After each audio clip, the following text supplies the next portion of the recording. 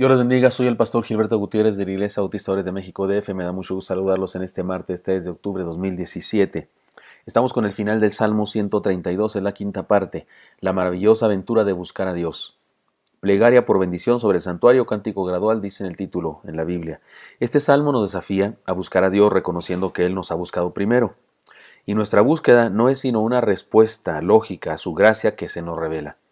Hemos aprendido que debemos buscarlo esforzadamente, que debemos buscarlo con humildad y mansedumbre, que debemos buscarle con una fe intercesora, que debemos buscarle en la dimensión del pacto, y sigamos leyendo y reflexionando en otras de las características, de nuestra búsqueda, y es esta, la última enseñanza. Debemos buscarle con identidad de discípulos.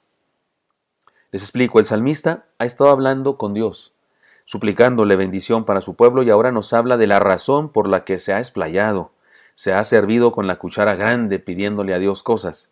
Y la razón es muy sencilla. Dios los ha elegido como pueblo y Él lo sabe. Él conoce a Dios, entiende a Dios como el Señor de su pueblo, de su nación, de su ciudad. Podemos decir que buscar a Dios con identidad de seguidores, de hijos, es encontrarlo inmediatamente como el salmista. El salmista no está buscando a un Dios desconocido, no está buscando a alguien que no lo conoce, no está buscando a alguien que va a conocer por primera vez, no, está buscando al Dios de su pueblo, al Dios que escogió a su pueblo, y Él lo sabe muy bien. Analicemos cada verso y permítanme de nuevo hacer una paráfrasis muy libre y algunas notas para entenderlo mejor. Versículo 13 dice, porque Jehová ha elegido a Sión, la quiso por habitación para sí. La paráfrasis podría ser esta. La razón de confiar en sus respuestas es que Él escogió nuestra ciudad santa y nuestro pueblo como un espacio para revelarse a toda la humanidad. Recuerden que es una paráfrasis muy libre que estoy haciendo, más bien una paráfrasis explicativa, algo así. Versículo 14.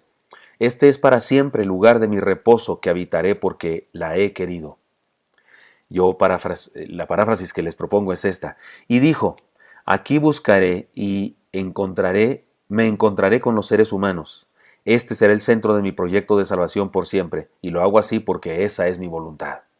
Está hablando Dios y pienso que así podría decirlo en nuestro contexto. Versículo 15. Bendeciré abundantemente su provisión, a sus pobres saciaré de pan. La paráfrasis podría ser esta. Por lo tanto, siempre les bendeciré de manera especial, incluso a los más necesitados les daré lo suficiente para vivir. Versículo 16. Asimismo vestiré de salvación a sus sacerdotes, y sus santos darán voces de júbilo. Paráfrasis. De la misma manera, sus líderes religiosos proclamarán mi plan de salvación, y la gente del pueblo compartirá con gozo la alegría de ser salvos por mi gracia. Versículo 17. Ahí haré retoñar el poder de David. He dispuesto lámpara a mi ungido. La paráfrasis podría ser esta. De la descendencia de David, en su momento haré que surja el Salvador del mundo. Porque mi voluntad es que Él sea la luz para los hombres. Aquí tengo una nota. Ya no es paráfrasis, sino una nota. Esta es una expresión mesiánica. Este último versículo es una expresión mesiánica, es decir, es una promesa anticipada de la llegada del Señor Jesucristo. Versículo 18. A sus enemigos vestiré de confusión, mas sobre él florecerá su corona. La paráfrasis podría ser esta. Independientemente de la oposición que algunos manifiesten contra mi plan, mi ungido, el Salvador, los vencerá, y a partir de él estableceré un reino. Hasta aquí la paráfrasis y una nota más. Aquí sigue el pensamiento mesiánico. Dios eligió al pueblo de Israel por su gracia, y lo eligió para que fuera un instrumento por medio del cual Dios podría mostrar sus planes y los haría efectivos finalmente en nuestro Señor Jesucristo y en su iglesia. Porque el Señor Jesucristo y su iglesia es el cumplimiento de esta promesa, que un descendiente de David estará en el trono, que es Jesús mismo, que en su genealogía es descendiente de David, y luego dice, mas sobre él florecerá su corona. Me parece que es una alusión al reino de los cielos del que forma parte de la iglesia. Así que la enseñanza es que podemos buscarle con identidad de pueblo, un pueblo que le pertenece. Vamos a Él, usted y yo, cuando buscamos a Dios como hijos, como gente de la familia. No vamos a buscarle como un desconocido, como el Dios del Areópago griego, en cuya inscripción decía al Dios no conocido. ¿Recuerdan allá en Hechos 17, cuando Pablo llega a Atenas? Hay un Areópago y hay 300 y pico de dioses, algunos piensan que son 365, y uno de ellos está vacío, no tiene ninguna figura, ningún ídolo, pero dice una inscripción al Dios no conocido. Es decir, que los griegos reconocían que podía haber algún otro Dios, pero que ellos no lo conocían. Pero no, cuando vamos a Dios no vamos a hablar, no vamos a buscar al Dios no conocido, vamos a buscar al Dios que conocemos.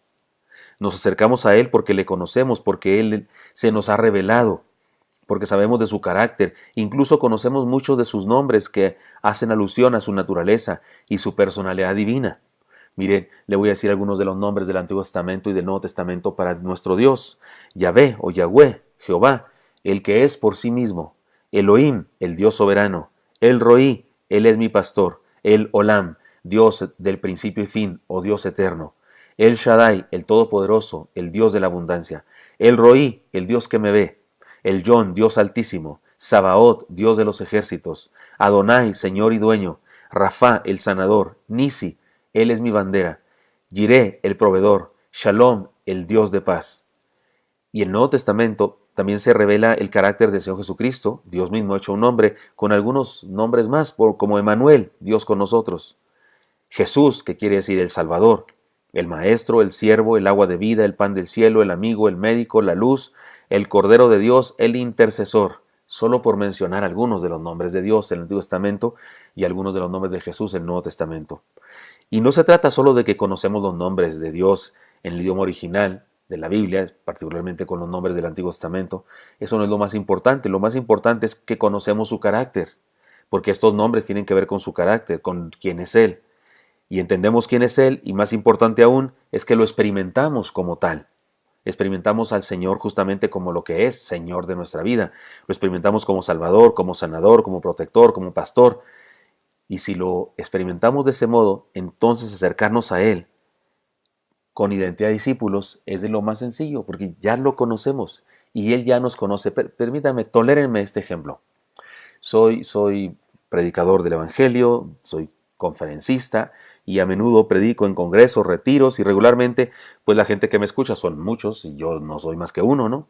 Y voy mucho a los congresos juveniles, por ejemplo, y en alguna ocasión un joven me escribió.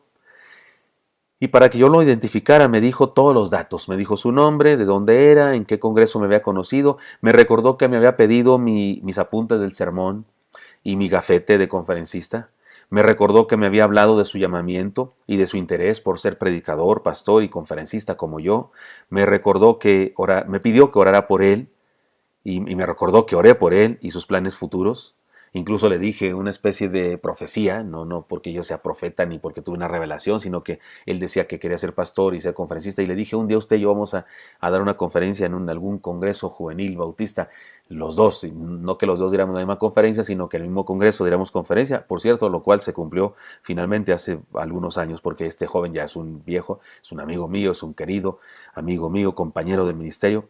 Pero aquella ocasión en que me habló, después de nuestro encuentro en el Congreso, me recordó todas estas cosas, que oré por él, y etcétera, etcétera. Y yo, pues, se me hizo muy significativo y era un detalle que no cualquiera tiene con el predicador, el conferencista, así es que, pues sí, se me quedó grabado. La siguiente vez que hicimos contacto, me contó este asunto, me recordó otra vez todos los datos, me volvió a decir, y yo soy aquel joven que en el Congreso que le di esto, y yo le interrumpí a la mitad y le dije, oiga, lo recuerdo muy bien, sé quién es usted. Y hubo una tercera ocasión en la que de nuevo estaba a punto de decirme todos los generales, soy fulano de tal, que lo conocía a usted, que le di, cuando lo interrumpí otra vez y le dije, oiga, sé quién es usted, sé quién es usted, si yo le parezco a usted significativo, usted también me parece a mí significativo, y sé quién es y lo aprecio, y no tiene que decirme otra vez todos sus datos. Pero así actuamos con alguien a quien no le tenemos confianza, o con quien no sabemos si nos conoce o pensamos que no nos conoce bien. Pero cuando se trata de Dios, cuando buscamos a Dios, usted y yo buscamos al que nos creó, buscamos al que nos salvó, buscamos al que nos conoce y sabe perfectamente lo que necesitamos. Así es que podemos buscarle, como nos dice esta última enseñanza, busquémosle con identidad de discípulos. Y podríamos añadirle, busquémosle con identidad de hijos, con identidad de ovejas de su prado. Él sabe bien quién somos. Por eso no comparto la idea de esas gentes que buscan experiencias estáticas donde se caen, donde pierden el sentido. No, cuando vamos con Dios hay que ir muy conscientes y yo sé quién soy yo y Él también sabe quién soy yo. Y ninguno de los dos se tiene que desmayar, por supuesto, sino que así conscientes hablamos con el que nos conoce a perfección. Por eso, busquemos al Señor. Para culminar este salmo, mire todo lo que nos ha dicho el salmo, que debemos buscarlo esforzadamente, debemos buscarlo en humildad y mansedumbre, debemos buscarlo con una fe intercesora, debemos buscarlo en la dimensión del pacto que hizo con nosotros. Y finalmente la enseñanza de hoy, debemos buscarle con identidad de discípulos, de hijos, de embajadores, de ovejas de su prado. Espero que esto sea útil para usted y me encantaría encontrarme el día de mañana. Hasta pronto.